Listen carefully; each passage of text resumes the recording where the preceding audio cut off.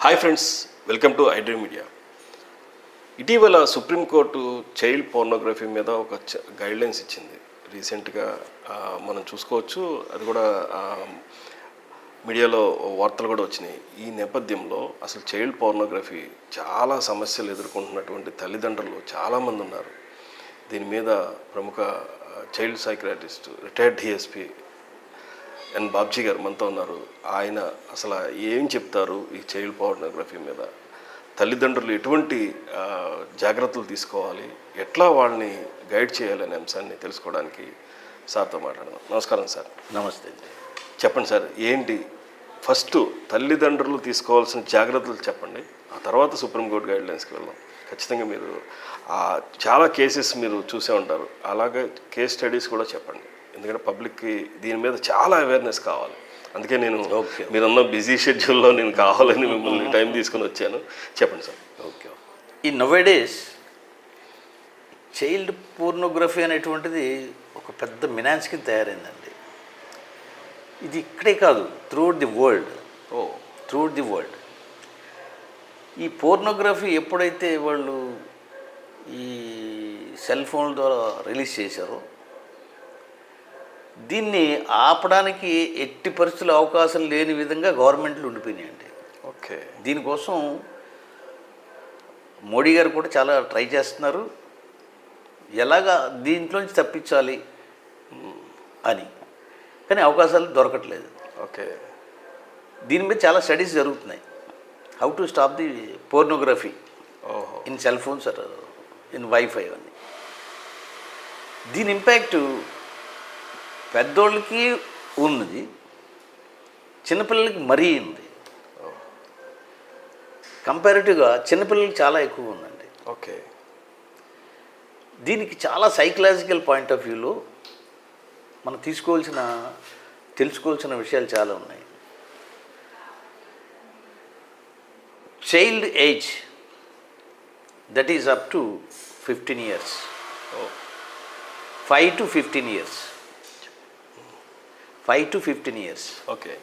ఇది చాలా vulnerable age. Okay. ఈ ఏజ్లో ఎక్కువ పిల్లలు అన్ని కొత్త కొత్త విషయాలు చూస్తూ ఉంటారు. పరిసరాల్లో కొత్తవి, కారు కొత్తది, సైకిల్ కొత్తది, ఆటో వస్తువులు కొత్తవి, ప్రతిదీ వాళ్ళు మన బాహ్య ప్రపంచంలోకి ఎప్పుడైతే వచ్చారో వాళ్ళు అన్నీ వింతగా వాళ్ళు రిసీవ్ చేసుకుంటారు. ఓకే. వాళ్ళ మైండ్ అంతా కూడా, కాన్షియస్ మైండ్ అంతా కూడా క్లమ్జీగా ఉండదు, చాలా ఆహ్లాదకరంగా ఉండి ప్రతి విషయాన్ని కూడా హై కాన్సన్ట్రేషన్తో చూస్తారు. ఓకే. అబ్జర్వేటివ్ మోటివ్తో. అవును, ఎంతూజియాజం ఉంటుంది వాళ్ళకి. ఎంతూజియాజం. దాని మీద ఏంటంటే అదేంటి, ఇదేంటి, ఇదేంటని. ఇందులో హైపర్ యాక్టివ్ చైల్డ్స్ ఉంటారు, వాళ్ళు మరీను. ఓకే. హైపర్ యాక్టివ్ చైల్డే కాకుండా సింగిల్ చైల్డ్స్ ఉంటారు, చాలా డేంజర్ అండి. సింగిల్ చైల్డ్ ఉన్నటువంటి పేరెంట్స్ సిచ్యువేషను నవేడేస్ మరీ వల్నరబుల్. ఎందుకంటే వాళ్ళ పియర్ గ్రూప్ ఉండదు, వాళ్ళకి అక్క చెల్లెళ్ళు తమ్ముళ్ళు ఉండరు, వాళ్ళ వయసు ఉన్నవాళ్ళు. తల్లి తండ్రి ఒక చైల్డ్, వాళ్ళు వీళ్ళతో ఎక్కువ టైం స్పేర్ చేయలేరు. ఎందుకంటే తండ్రి ఉద్యోగానికి వెళ్ళిపోతాడు, తల్లి ఉద్యోగానికి వెళ్ళిపోవచ్చు, లేదంటే వీటితో ఉన్న వంట వార్పు చేసుకోవడం వల్ల అంత టైం స్పేర్ చేయకపోవచ్చు. ఓకే. లేదా తల్లిదండ్రి ఇద్దరు ఎంప్లాయీస్ అయితే పెద్దవాళ్ళకి అప్పచెప్పి వెళ్ళిపోతారు. పెద్దవాళ్ళ మైండ్ శక్తికి వీళ్ళకి సంబంధాలు ఉండవు. సో వీళ్ళతో ఎవరు ఆడతారు? వీళ్ళ జాయ్ఫుల్నెస్ మూడ్స్ ఎవరితో చెప్పుకుంటారు? అలాగే వీళ్ళకి సారోఫుల్ మూడ్స్ ఎవరితో షేర్ చేసుకుంటారు? ఎవరు ఉండరు. సో వీళ్ళకి వీళ్ళు they feel as they are orphans. నాకెవరు లేరు, ఐఎమ్ హోప్లెస్, ఐఎమ్ హెల్ప్లెస్, లోన్లీనెస్కి అని వాడు ఆ మూల కూర్చోవడం, లేదంటే వాడిని ఎలాగ ఎంటర్టైన్ చేసుకోవాలో వాడి మైండ్ని దాని వైపు వెళ్ళిపోతూ ఉంటాడు. సో నవేడేస్ ఎంటర్టైన్మెంట్కి పరాకాష్ట ఏంటరా అంటే టీవీ. నెక్స్ట్ మరీ డేంజరస్ ఆస్పెక్ట్ ఏంటంటే చేతిలో ఫోన్, సెల్ ఫోన్. అవును. ఇటీవల ఆన్లైన్ క్లాసెస్ అని చెప్పి చిన్నపిల్లలకు కూడా ఫోన్లు ఇచ్చేస్తున్నారు. ఇదేమవుతుందంటే అయితే సీరియల్స్కి అట్రాక్ట్ అవ్వడం మదర్తో పాటు, లేదా వాళ్ళ మా అమ్మగారితో పాటు, లేదా ఈ సెల్ ఫోన్లో చూసి ఇందులో ఏమున్నాయి క్యూరియాసిటీ, ఎస్ ఈ యాప్లో ఏముంది, ఈ యాప్లో ఏముంది, ఈ యాప్లో ఏముంది, ఇలా చూసి పోర్న్ హబ్కి వాళ్ళు అట్రాక్ట్ అయిపోతున్నారు. Okay. Easy access porn hub. వీడి తెలియపోయినా పక్కళ్ళు ఎవరో చెప్తారు, లేదా తల్లిదండ్రులు చూస్తున్నప్పుడు కానీ వీడు అబ్జర్వ్ చేస్తే అది ఏంటి అనేసి దాని మీద అన్వేషణ చేసి అది పట్టేసుకుంటున్నారు వీళ్ళు. ఓకే. సో అంత డేంజర్ ఏజ్ అది. 5 to 15 years. Okay. 5 to 15 years ఒక సెక్ట్. 15 to 25 అదొక సెక్ట్. 25 to 40 అదొక సెక్ట్. ఓకే. వాళ్ళ మైండ్ సెట్ వేరే వేరేగా ఉంటుంది అకార్డింగ్ టు దేర్ ఏజ్. అచ్చా అచ్చా అచ్చా. ఈ చైల్డ్ అనేటువంటిది 15 years మధ్యలో చైల్డ్ సైకాలజీ వీళ్ళకి ఎలాగుంటుందంటే ప్రతిదీ క్యూరియాసిటీ మనం చూడాలి ఉన్నది. అది కూడా చెప్తాను. సో తల్లిదండ్రులు పిల్లలకి ఆండ్రాయిడ్ ఫోన్స్ అయ్యి ఇవ్వకుండా చూడాలి. That is their primary duty. ఒకవేళ చూసినా సరే in the presence of them only they should see. Okay. వాళ్ళ పర్యవేక్షణలోనే వాళ్ళు చూడాలి. సింగిల్గా హ్యాండిల్ చేసేటువంటి అవకాశం ఇవ్వకూడదు. అలాగని రెస్ట్రిక్టెడ్గా ఉన్నా వీళ్ళు ఎక్కడైనా సరే పడుకున్నా ఏం చేసినా దొంగతనంగా తీసుకుని వాళ్ళు చూసేటువంటి ఇది కూడా ఉంది. పాస్వర్డ్ జాగ్రత్తగా మెయింటైన్ చేయాలి. ఏమంటే ఇవన్నీ చేసుకోవచ్చు. సో ఇటువంటి సిచ్యువేషన్లో మొన్న నా దగ్గరకు ఒక కేసు వచ్చింది కౌన్సిలింగ్ కోసం. ఓకే. చిన్నపిల్ల 8th class అవుతుంది. వాళ్ళు below middle class family with orthodoxy. Okay. పూజా పునస్కారాలు చేసుకునేవాళ్ళు. ఒక ఎత్తే ఆడపిల్ల బాగా చదువుతుంది. 8th class చదువుతూ ఉంటే మీకు ఇంకా ఇక్కడ నుంచి మీకు 7th class అయిపోయాక ఇక్కడ నుంచి 8th classలో మీకు లెసన్స్ అని ఇవ్వాలంటే ఆండ్రాయిడ్ ఫోన్ తెచ్చుకోవాలి, మేము అందులోనే మీకు ఫీడ్ చేస్తాం, మీరు డౌన్లోడ్ చేసుకుని నోట్స్ రాసుకోవాలని చెప్పారంట. ఓకే. అంతవరకు బాగుంది స్కూల్లో. మరి వీళ్ళు ఆండ్రాయిడ్ ఫోన్ కొనడానికి వీళ్ళకి స్తోమత లేదు. అది 11,000 అయితే వీళ్ళు అక్కడక్కడ అప్పు చేసి ఒక చీటీ పాడి వాళ్ళ స్థాయిలో ఆండ్రాయిడ్ ఫోన్ కొనిచ్చారు. చదువుకుని ఇది పైకి వస్తుందని ఉద్దేశం. ఓకే. వాళ్ళు కూడా చక్కగా లేటెస్ట్గా చెప్తున్నారని వాళ్ళకి ఎంతూజియాజంతో ఇలా నడుస్తూ ఉంటే డౌన్లోడ్ చేసుకుంటుంది, రాసుకుంటుంది, అంతవరకు ఓకే. ఒకరోజు ఏమైందంటే ఈ పాప ఇంకో పాపతో కలిసి వాష్రూమ్కి వెళ్ళారు. ఓకే. క్లాస్కి మధ్యలో రీసెస్ టైంలో ఓకే వాష్రూమ్కి వెళ్ళారు. వెళ్తే అది ఎల్ షేప్లో ఉన్న యాంబియన్స్. ఓకే. ఓకే. ఆ వాష్రూమ్కి వెళ్ళాలంటే లోపలికి వెళ్ళి రైట్ తిరిగాలి. ఇలా తిరిగేటప్పుడు రైట్ సైడ్ కార్నర్లో అదే స్కూల్ టీచరు, మ్యాథ్స్ టీచరు ఇదే క్లాసులో అమ్మాయితో గట్టిగా హగ్ చేసుకుని లిప్ లాక్ చేసి ఉంటుండగా వీళ్ళిద్దరు చూశారండి. వీళ్ళిద్దరు స్టన్ అయిపోయారు. ఓకే. అరే అనేటప్పటికి ఆ టీచరు ఎవరికైనా చెప్పారంటే మిమ్మల్ని చంపేస్తానని వార్నింగ్ ఇచ్చాడంట. వీళ్ళు పారిపోయారు. ఈ పక్క అమ్మాయి ఆల్రెడీ పోర్న్ చూసేటువంటి అలవాటు ఉన్నటువంటి అమ్మాయి. అన్ఫార్చునేట్లీ ఈ అమ్మాయి ఏం చేసినట్టు ఇవన్నీ మామూలునే, నీకు నేను చూపిస్తాను ఇటువంటి ఎన్ని ఉన్నాయో అని చెప్పి ఈ అమ్మాయికి పోర్న్ హబ్ యాప్ ఆన్ చేసి చూపించింది. చూపించేటప్పటికి ఈ అమ్మాయి దానికి అట్రాక్ట్ అయిపోయి ఇక కంటిన్యూస్గా చూసేసి దీంట్లో ఒక సైకోసిస్ డెవలప్ అయిపోయింది. ఓకే. సెక్షువల్ సైకోసిస్. అది ఎలాగంటే ఆ అమ్మాయి హెలూజినేషన్స్లోకి వెళ్ళిపోయింది. తనే చేస్తున్నట్టు, ఓకే, అవతల వ్యక్తి ఎవరో ఉన్నట్టు, లేకపోతే ఎవరో వ్యక్తిని ఆపాదించుకొని వాటితో రమించినట్టు, ఇలా రకరకాలుగా అది చేసుకుని ఆనందపడిపోతుంది.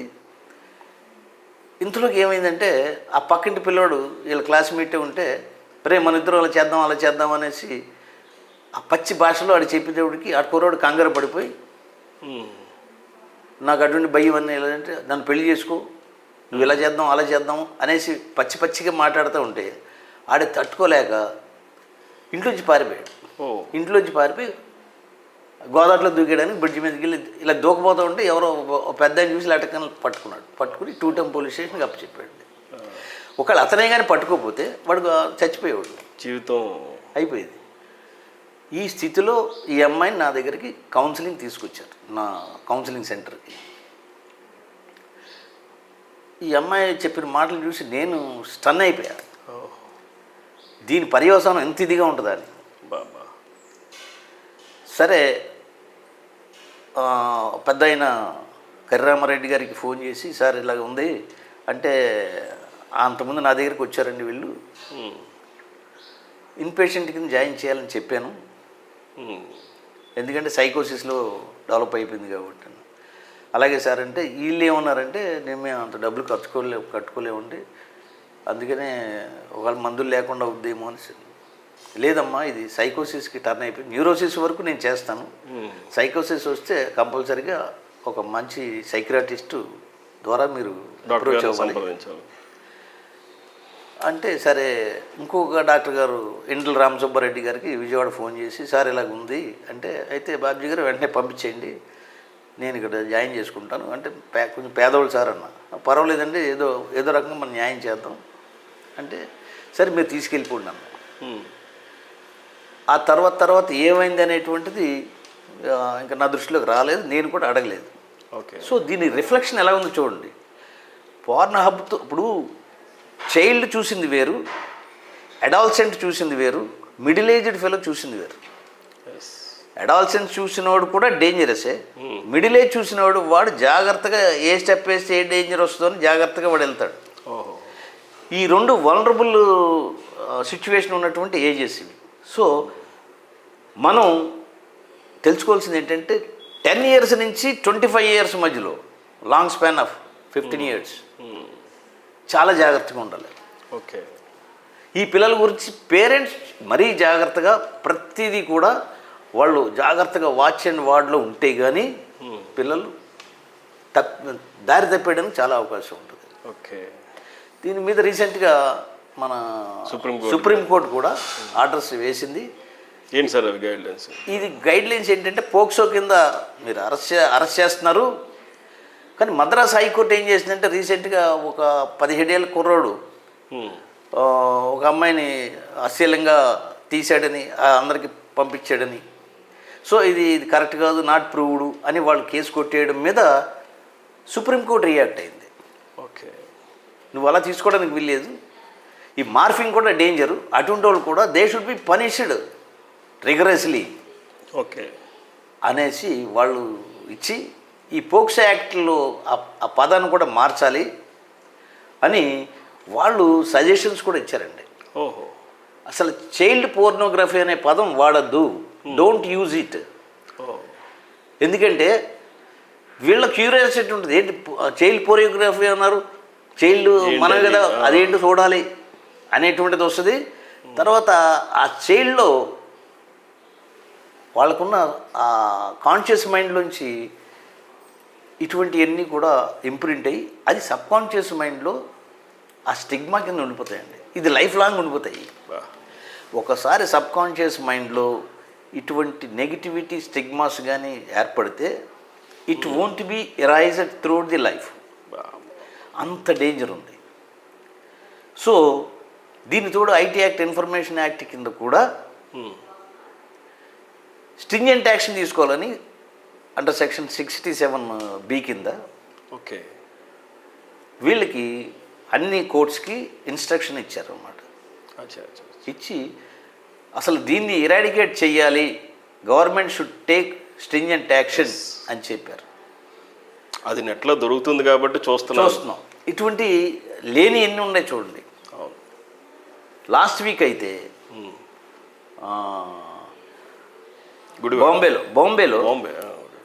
బాంబేలో కేసులో కూడా నిన్న మొన్న బాంబేలో ఒక కేసులో అమ్మాయిని వాడు ట్రాప్ చేసి పెళ్లి చేసుకుంటాను ట్రాప్ చేసి దాన్ని చంపేశాడు. ముక్కలు చేసాడు. బాబా. చేసేసేటప్పటికి పట్టుకున్నారు, అరెస్ట్ చేశారు. అప్పుడే 1 సంవత్సరం నుంచి జరుగుతుంది. వాళ్ళు మార్పు అయితే రాలా. ఇంకా రాదండి. పోలీస్ దగ్గర ఏమైందంటే వాడు చివరికి పోలీస్ దగ్గర పిస్టల్ తీసుకుని కాల్ చేద్దామన్న స్థితికి వచ్చాడు. మెంటల్లీ వాడు ఎక్కువ ఇదైపోయి వెంటనే వాడిని ఎన్కౌంటర్ చేశారు. Recent last 3-4 days back. So public were very happy. Police has taken a correct appropriate action against the brutality అని. కానీ కోర్ట్స్ మాత్రం ఒప్పుకో. ఎందుకంటే మీరెవరో చంపడానికి, మీరెవరు పనిష్మెంట్ ఇవ్వడానికి ఓకే. మరి కోర్టు పనిష్మెంటు వాళ్ళకి సరిపోవట్లేదు. పోలీసు పనిష్మెంట్ ఇస్తే వాళ్ళు తట్టుకోలేరు. ఎలాగ మరి? సో ఇటువంటి సిచ్యువేషన్లో పెద్దలు, పేరెంట్స్ అంతవరకు వెళ్ళనివ్వకుండా జాగ్రత్తగా చూసుకోవాలి. అంటే అవ్వదు. ఎలాగంటే ఇల్లు వదిలేసి వేరే చోట ఉద్యోగానికి వెళ్తుంది పాప. అక్కడ ఇన్స్టాగ్రామ్లో కానీ, ఫేస్బుక్లో కానీ, ఆ బుక్లో ఈ బుక్లో కానీ ఎవరో కాంటాక్ట్ అయిపోతారు. మ్యాక్సిమం గ్రాడ్యుయేషన్ చేయడానికి పిల్లల్ని బయటకే పంపిస్తున్నారు. అతి నమ్మకం మీద ఆడపిల్లని బయటకు పంపిస్తున్నాం, అతి నమ్మకం మీద మా పిల్లల్ని బయటకు పంపిస్తున్నాం. వీళ్ళందరూ ఏం చేస్తున్నారో తెలియదు.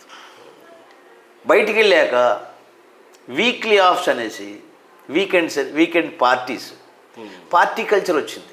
ఓకే. ఈ పార్టీ కల్చర్ ఎలాగా? Pub culture, weekend party culture, rave party culture, ఇలాగ కల్చర్లో చేసుకోవడం. దీంట్లో ఆల్కహాల్కి అడిక్ట్ అయిపోతున్నారు. ఆడపిల్ల మగపిల్లలు కూడా ఆల్కహాల్కి అడిక్ట్ అయిపోతున్నారు. ఆల్కహాల్ ఇంకా మితిమీరితే ఇలాగ ఆల్కహాల్కి అడిక్ట్ అయ్యే స్టేజ్లో నిమ్మలంగా డ్రగ్స్ని ఇంట్రడ్యూస్ చేసేస్తున్నారు ఈ drug peddlers. So alcoholic stage కూడా దాటిపోయింది. ప్రజెంట్ సినారీలో ఆల్కహాల్ స్టేజ్ దాటిపోయి ఆ ప్లేస్లో డ్రగ్స్ ఎంటర్ అయినాయి. ఇది మరీ డేంజరస్. ఇదంతా మనం ఒక సబ్జెక్ట్, మీరు చాలా రీసెర్చ్ చేస్తున్నారు దాని గురించి. ఇది ఒక ఎపిసోడ్లో ఖచ్చితంగా చేద్దాం. మనకి ఒకటి sir, being a police officer, X police ఆఫీసర్గా మీరు చాలా కేసెస్ చూసుంటారు. చైల్డ్ పిల్లల మీద మితిమీరిన, ఇప్పుడు మీరు చెప్తున్న కేసులోనే ఒక టీచర్ ఒక పాపని హక్ చేసుకున్న సంఘటనలు ఉన్నాయి. ఇటువంటి అసలు టీచర్స్ కూడా చాలా దారుణమైన సిచ్యువేషన్. ఇది ఇటువంటిదే ఒక 3-4 days బ్యాక్ని గుడివాడలో ఒక ఇన్సిడెంట్ జరిగింది. ఒక టీచర్ చిన్న పిల్లని, ఒక 7-8 పిల్లని దాన్ని ప్యాంపరింగ్ చేస్తూ పాఠం చెప్పినట్టు అక్కడెక్కడ చేతులు పెడుతున్నాడని ఆ పిల్ల ఏడుస్తూ వాళ్ళ అమ్మకి చెప్పింది. నేను స్కూల్కి వెళ్ళను, నన్ను పంపించకండి, మా టీచర్ అక్కడక్కడ చేతులు పెడుతున్నాడు, నాకు భయం వేస్తుంది అని. అప్పుడు వాళ్ళు అలర్ట్ అయ్యి గుడివాడ పోలీస్ స్టేషన్కి రిపోర్ట్ ఇస్తే వెంటనే అతన్ని అరెస్ట్ చేశారు. ఓకే. ఇట్లన్నీ కారణం ఏంటి? చిన్నపిల్ల మీద అసలు అట్రాక్షన్ ఎలాగొస్తుంది? పెద్ద చిన్న తారతమ్యం లేదా? చిన్న పసిగుడ్ల మీదకి ఎలాగ వీళ్ళు కన్ను పెడుతుంది? Because of pornography attractions. Okay. చిన్నపిల్ల అయితే ఎలాగ ఉంటుంది, యవ్వనస్తురాలు అయితే ఎలా ఉంటుంది, నడి వయసురాలు ఎలాగ ఉంటుంది, తర్వాత పెద్దోళ్ళు అయితే ఎలా ఉంటుంది, ముసలోళ్ళు అయితే ఎలా ఉంటుంది, ముసలోళ్ళు అయితే ఎలా ఉంటుంది. నిన్న పేపర్లోకి వచ్చిన అమలాపురంలో, రామచంద్రపురంలో లాస్ట్ ఇయర్ 85 ఏళ్ల వృద్ధురాల్ని 18 ఏళ్ల కుర్రోడు రేప్ చేశాడు. రేప్ చేసేసాడు. ఆవిడ అరుపులకి ఇంట్లో లాళ్ళు వేసి మొత్తం పట్టుకున్నారు, అన్ని అరెస్ట్ చేశారు. అయిపోయింది. 10 years రిగరస్ ఇంప్రిజన్మెంట్ ఇచ్చారు. 3 రోజుల కిందట కోర్టు 10 years రిగరస్ ఇంప్రిజన్మెంట్. మరి వాడి వయసు అనగా ఎంత? అసలు 85 years మా అమ్మ దగ్గరికి వెళ్ళి వాడు చేసిన వికృత చేష్టలు ఏంటి? ఇవన్నీ కూడా perverted attitudes was developed in the society. Sexually perverted. అసలు సెక్స్ అనే దానికి అర్థం లేని విధంగా. ఇది కాకుండా ఈ పోర్నోగ్రఫీ చూసి యానిమల్స్ని కూడా అటెంప్ట్ చేస్తున్నారు. మేకల్ని, గేదెల్ని. మొన్న యూట్యూబ్లో చూపించారు ఒక గేదెకి అన్నీ కూడా దాని వెజైన్ చుట్టూరు గోళ్ళ రక్కులు ఉన్నాయంట. చూసారా? యానిమల్స్తో చేసిందని బాస్టలిటీ అంటారు. ఓకే. Animal sex. సో దానికి కూడా వీళ్ళు వెనకాడతల. సో సమాజం కుళ్ళిపోయిందండి. ఈ కుళ్ళిపోయిన సమాజాన్ని మనం కాపాడుకోవాలనుకుంటే there is a vital role of parents, teachers, elders in the society. Okay. All should be protected by the police on and whole. అలాగే కోర్టుల దగ్గరికి వెళ్ళినప్పుడు కూడా కోర్టులు ఎక్కువ దాన్ని డిలే చేయకుండా వెంటనే కాగ్నిజెన్స్ తీసుకున్న వెంటనే దీనికి టాప్ ప్రయారిటీ ఇచ్చి స్ట్రింజెంట్ పనిష్మెంట్ ఇస్తే దాని యొక్క రిఫ్లెక్షన్ బాగుంటుంది.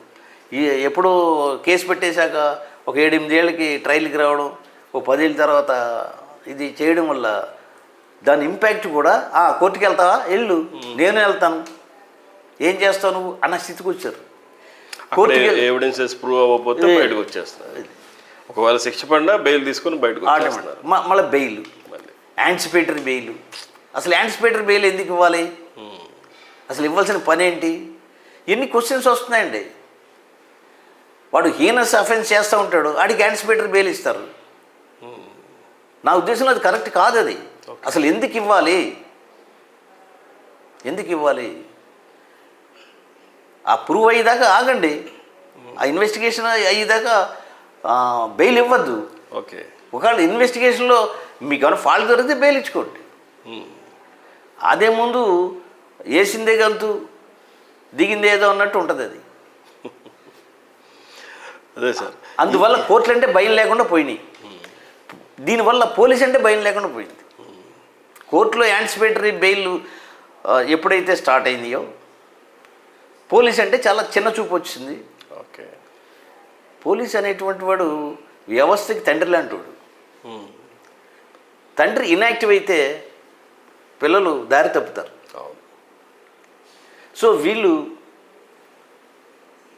యాక్టివ్గా ఉన్నా లేకపోయినా వీళ్ళు చేసేది ఏం లేక వీళ్ళ పద్ధతి కూడా కరెక్ట్గా లేకుండా పోతుంది. ఓకే. సో ఇవన్నీ కలిసి వెరసి దీని ఇంపాక్ట్ చైల్డ్ మీద పడుతుంది. అక్కడ దాకా ఎందుకండి, ఒక 5 months బ్యాక్, 5 months కూడా కాదు, 3 months బ్యాక్ తెలంగాణలో 4 పిల్లలు ఒక అమ్మాయిని రేప్ చేసేసి, గ్యాంగ్ రేప్ చేసి దాన్ని ఏం చేయాలో అర్థం కాని స్థితిలో అబ్బాయిల తల్లిదండ్రులు అమ్మాయిని మాయం చేసేశారని ఎలిగేషన్. చంపేశారు, నో డౌట్. ఎలా చంపారో కూడా ఇంతవరకు అది ట్రేస్ అవ్వలేదు. కాలువలో పడేసామంటున్నారు, నదిలో పడేసామంటున్నారు, dead body not traced. So అంత సపోర్టివ్గా పేరెంట్స్ ఉంటే పిల్లలు ఎలా బాగుపడతారు చెప్పండి. So parents, school going children ఉన్నటువంటి పేరెంట్స్ బాధ్యత చాలా ఉందండి సమాజంలో. చెడ్డ కోతి వన వలన చెడిపిందని వీళ్ళ పిల్లలు చెడిపోవడం కాకుండా మిగతా పిల్లలందరినీ సర్వనాశనం చేస్తున్నారు. So society must open it's ice. అందరూ కూడా కలిసికట్టుగా దీని మీద ఒక ఉద్యమాన్ని లేవ తీస్తే కానీ ఈ పోర్నోగ్రఫీ అనేటువంటిది ఉండదు. ఈ పోర్నోగ్రఫీ వచ్చాక మానవత్వం చెడిపోయిందండి. తల్లి లేదు, చెల్లి లేదు, పిల్ల లేదు, ఎవరు లేరు. ఇంకొక ఇన్సిడెంట్ ఉంది. నేను విజయవాడలో సీఏగం చేస్తున్నప్పుడు 2 Town పోలీస్ స్టేషన్కి ఒక కూలి మనిషి వచ్చింది. కూలి పని చేసుకునే ఆవిడ, ఒక మిడిల్ ఏజ్డ్. ఓకే. సార్ మా పిల్లోడు ప్రవర్తన బాగోలేదు, చంపేయండి సార్, మీరు చంపితే నాకు న్యాయం చేసిన అవుతారు. నేను చంపడం ఎందుకమ్మా, నువ్వే చంపే అన్నాను. నేను చంపడానికి కాదు ఇక్కడ ఉన్నది, నువ్వే చంపేరా అన్నాను. అసలు ఎందువల్ల వచ్చిందంటే బేరమని ఏడ్చి చివరికి ఆ పిల్లోడు 18 ఏళ్ళ పిల్లోడు, వాడు చేసే పని, వాడు ఏం బేవర్స్గా తిరుగుతున్నాడు రోడ్ల మీద. ఈ కూలి పని చేసుకుంటుంది, వీళ్ళ కూతురు ఉంది, అది అమ్మాయి పెద్దది, వీడు చిన్నోడు, దానికి ఒక 20 ఏళ్ళు ఉంటాయి. ఇంట్లో వంట చేస్తూ ఉంటుంది. ఈ పెద్దవాడు వీడు కూలి పని చేస్తాడు. వీళ్ళందరూ పడుకుంటారు, చిన్న గుడిసెలో పడుకుంటారు. ఒకరోజు ఎవరికో వాళ్ళ బంధువులకి ఒంట్లో బాగోలేదని ఊరెళ్ళింది. ఆ రోజు రాత్రి అక్క తమ్ముళ్ళు ఇద్దరు పడుకున్నారు. పడుకుంటే అక్కని బలవంతంగా రేప్ చేసాడు వాడు. అది చెప్తే ఏం డేంజర్ అని అక్క నోరు మూసి కూర్చుంది. సో అక్కడ ఆవిడ రావడం లేట్ అయింది. ఇలాగ 2-3 సార్లు ఈవిడ అటెంప్ట్ చేసేసాడు, అయిపోయింది. చెప్పుకోలేక ఊరుకుంది. ఒక స్టేజ్లో ఆ అమ్మాయికి వాంతులు రావడం, ప్రెగ్నెన్సీ. అప్పుడు ఇవన్నీ తల్లి దగ్గర ఏడు చెప్తే తల్లి శుభ్రం చెత్త కొట్టేసి మళ్ళీ పరుగు పోద్దని సీక్రెట్గా డాక్టర్ గారి దగ్గరికి వెళ్ళి అబార్షన్ చేయించింది. ఇది అయిపోయి కొన్ని రోజులకి తల్లి మీద అటాక్ చేశాడు. ఇప్పుడు తల్లి ఆ పెద్ద వయసులో ఈ కుర్రోడి యొక్క శక్తి తట్టుకోలేక నిర్వీర్యం అయిపోయింది. వీడే పని చేసాడు. అయ్యో, ఒకసారి అయిపోయింది, 2సారి అయిపోయింది, 3ఓసారి ఇక తట్టుకోలేక ఆయన చంపేయడానికి కత్తిపేట తీసి నరికేయడానికి ట్రై చేస్తే ఆడు అది బయటికి విసిరేసి ఆడు పారిపోయాడు. ఆ పారిపోయాక పోలీస్ స్టేషన్కి వచ్చి చెప్పిందండి. ఇంతకీ వాడు చేసింది ఏంట్రా అంటే, పూర్వం వైట్నర్స్ ఉండి ఎరేజర్స్, వైట్ ఫ్లూయిడ్ ఉండి ఒక కలర్లెస్ సొల్యూషన్ ఉంటుంది. ఇది వీళ్ళు స్నూజింగ్ చేసి దాని మీద వచ్చిన ఇంటాక్సికేషన్తో వాళ్ళు ఏం చేస్తారో వాళ్ళకి తెలియదండి. అంటే దాని పవర్ ఎటువంటిదంటే ముందరే ఆలోచించుకుని ఈ పని చేయాలి, ఎలాగైనా ఈ పని చేయాలని ఆలోచించుకుని అది పీలిస్తే ఆ సబ్కాన్షియస్ మైండ్ వాడితో ఆ పని చేయించేస్తుంది. ఒక రకమైన డ్రగ్. ఈయన మర్డర్ చేయాలంటే మర్డర్ చేయించేస్తుంది, ఈయన రేప్ అంటే రేప్ చేస్తుంది, ఇంట్లో దొంగతనం చేయాలంటే చేయించేస్తుంది. సో వీడికి ఎక్కడ లేని పవర్ అంతా వచ్చేస్తుంది. అంత డేంజరస్ అన్నమాట. అది కాన్షియస్ని ఆ రకంగా నడిపిస్తూ ఉంటుంది. సో దొంగతనాలు హీనస్ అఫెన్స్ చేసేవాళ్ళందరూ ఈ పని చేసేవాళ్ళు. అందువల్ల దాన్ని బ్యాన్ చేశారండి. ప్రస్తుతం అది సొసైటీలో లేదు. ఓకే. ఆ తర్వాత నేను ఇన్వెస్టిగేషన్ చేసి ఆ హోల్సేలర్స్ని పట్టుకున్నాం. పట్టుకుంటే మనం బయట వాళ్ళు అడిగితే అది లేదంటున్నారు, కానీ వాడు వచ్చి సీక్రెట్గా అడిగితే అది యాక్చువల్గా 20 రూపాయలు, వాళ్ళు 100-150 రూపాయలకి అమ్మేవాళ్ళు పిల్లలకి. సో ఆ రకంగా అది డ్రగ్. ఆ స్టేజ్ దాటిపోయింది. ఇప్పుడు డైరెక్ట్గా డ్రగ్స్ ఎంట్రీ అయిపోయినాయి సొసైటీలో. సో దీన్ని మనం కంట్రోల్ చేయాలనుకుంటే ఫస్ట్ సెల్ ఫోన్ని పిల్లలకి అందివ్వకుండా, చైల్డ్కి అందివ్వకుండా చెయ్యాలండి. తర్వాత ఎడ్యుకేషనల్ ఇన్స్టిట్యూషన్స్ కూడా దయచేసి నా రిక్వెస్ట్ వాళ్ళందరికీ చెప్పేది ఏంటంటే, ఆ చెప్పి పాటలు మామూలుగా చెప్పండి. వాళ్ళు ఏమైనా ఐఏఎస్ ఐపీఎస్లకి వెళ్తలేదు. దానికోసం ఆండ్రాయిడ్ ఫోన్ని హ్యాండిల్ చేయడం, దాంట్లో ఉన్న పోర్నోగ్రఫీలు ఆగ్రఫీలు ఇవన్నీ చూడడం, నాశనం అయిపోతున్నారు. దయచేసి ఎడ్యుకేషనలిస్ట్ అర్థం చేసుకుని 10th క్లాస్ వచ్చేదాకా వాళ్ళకి ఏమి ఆండ్రాయిడ్ ఫోన్స్ ఇవ్వకుండా, ఇంటర్మీడియట్లోకి వచ్చేటప్పటికి ఆల్రెడీ వాళ్ళకి అడాల్సెన్స్లోకి ఎంటర్ అవుతారు కాబట్టి, చెప్తే వినే స్థితిలో ఉంటారు కాబట్టి అప్పుడు మీరు ఇచ్చిన అందంగా ఉంటుంది. ఓకే, ఇది నా సజెషన్ అండి. పేరెంట్స్కి కానీ ఎడ్యుకేషనలిస్ట్ కానీ ఇది నా సజెషన్.